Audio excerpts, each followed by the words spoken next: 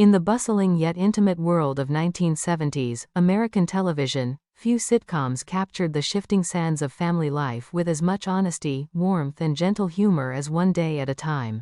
The provided script, a rich compilation drawn from the inaugural episodes of the series, invites us into the modest apartment home of Anne Romano, a newly divorced mother navigating the complexities of raising two daughters in Indianapolis, while rediscovering her own identity in a rapidly changing society. This opening part serves as a heartfelt welcome back to that apartment, a space that becomes far more than mere living quarters. It transforms into a vibrant stage where the everyday struggles of single motherhood unfold with remarkable authenticity, blending laughter with poignant reflection on the realities facing women in the 1970s. The script opens with casual youthful banter that immediately grounds us in the domestic rhythm of the Romano household. We hear the voices of teenagers, plotting and scheming in that universal language of adolescence, where one girl advises another on how to secure parental permission by leveraging the approval of another mother. This light-hearted exchange sets a tone of relatable family chaos, but it quickly gives way to the introduction of Anne herself, returning home after a difficult day as an Avon lady. Her weary exclamation about a lousy recession and meager sales speaks volumes about the economic pressures of the era. In 1975, America was still grappling with the aftermath of the oil crisis and economic uncertainty, and Anne's struggle to make ends meet as a single working mother resonates deeply. Selling false eyelashes, lipstick, and eyeshadow, even to a man, becomes not just a humorous aside, but a subtle commentary on the limited opportunities available to women freshly entering the workforce post-divorce. As Anne interacts with her daughters, particularly the spirited Julie, we witness the foundational dynamics that define the series' charm. Anne is portrayed as a woman caught between her desire to embrace the liberated ideals of the time and the practical burdens of parenting alone. The apartment itself, though never described in lavish visual detail within the script, emerges through dialogue as a place of both refuge and friction. It is here that Julie bursts in with excitement about a backpacking trip, her words tumbling forth with the impatience of youth. Anne's initial response, a mix of affection and caution, reveals the core tension of her character, a mother who wants to encourage her daughter's independence, yet fears the dangers of a world that still viewed young women through traditional lenses of vulnerability. This scene-by-scene unfolding establishes Anne not as a flawless heroine but as a fully realized human being, flawed, tired and deeply loving. The arrival of Schneider, the building superintendent, injects an immediate dose of comedic relief that perfectly balances the more serious undercurrents.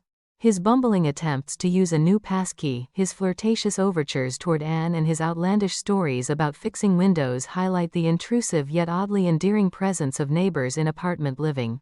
Schneider's character embodies the blue-collar everyman of the 1970s, offering a counterpoint to Anne's middle-class aspirations.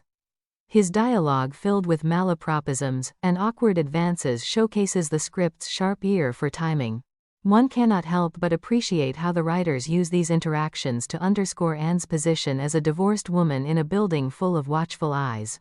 In an era when divorce was becoming more common, yet still carried social stigma, Anne's polite but firm rejections of Schneider's advances illustrate her determination to maintain dignity and boundaries. Interwoven with these lighter moments are glimpses into Anne's emotional landscape.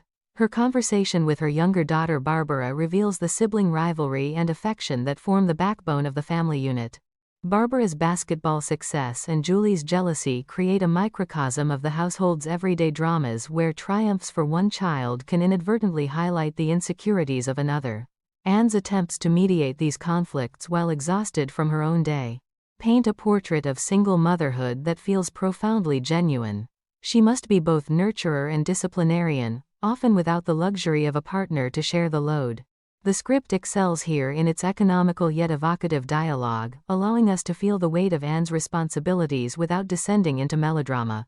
As the narrative progresses through the apartment scenes, we are introduced to David, the earnest young lawyer, who clearly harbors deep feelings for Anne. Their interactions in the apartment offer a tender counterbalance to the chaos. David's briefcase full of miniature airline liquors and his playful impersonations of Cary Grant reveal a man who is both professionally accomplished and endearingly boyish.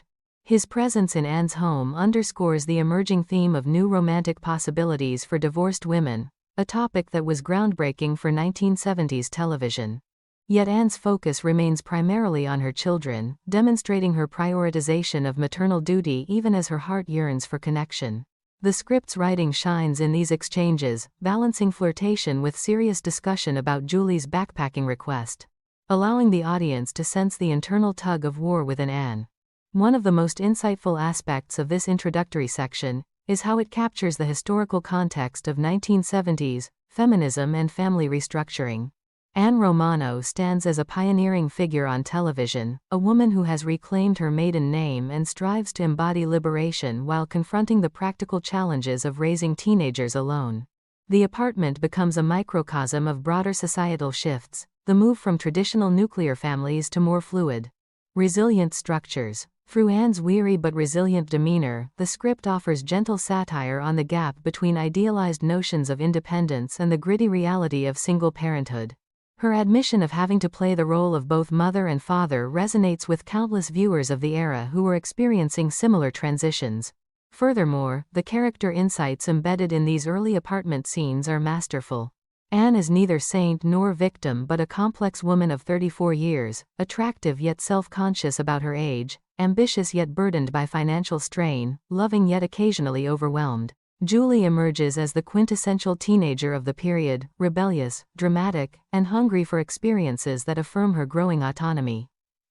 Barbara provides witty commentary and sibling contrast, often acting as the voice of reason or comic observer. Even minor details such as references to Elton John albums or Chinese restaurant meals anchor the story firmly in the cultural milieu of the 1970s, enhancing the authenticity that makes the comedy so enduring. The seamless flow of prose in the script allows for rich thematic exploration even within the confines of domestic settings. We see the apartment as a battleground for generational understanding where Anne's hard-won wisdom clashes with Julie's youthful idealism. The physical comedy evident in Schneider's pasky antics and the family's overlapping conversations adds layers of slapstick joy without undermining the emotional core. This balance is a hallmark of the series' brilliance, demonstrating how everyday spaces like a modest apartment can host profound stories of growth, conflict, and affection. In appreciating the performances implied by the dialogue, one can envision the timing and delivery that would have brought these characters to life. The rapid-fire exchanges between mother and daughters require precise comedic rhythm while Anne's quieter moments with David demand emotional subtlety. The writer's attention to naturalistic speech patterns, complete with interruptions, repetitions, and emotional outbursts, elevates the script beyond mere entertainment into a thoughtful chronicle of its time. As we settle into this apartment world, we are reminded of the pure joy found in relatable domestic comedy, where the struggles of single motherhood are met with humor, heart, and an underlying optimism that families, however imperfect, can endure and thrive. This opening part of the script masterfully establishes the foundation for everything that follows. It welcomes us not just to a physical location but to a heartfelt exploration of resilience in the face of change. Anne Romano's apartment, with its mix of laughter, arguments, flirtations, and quiet determinations, stands as a testament to the strength of women forging new paths in 1970s America. Through careful scene construction and deeply human characters, the script invites us to reflect on our own families while celebrating the universal experience of muddling through life one day at a time.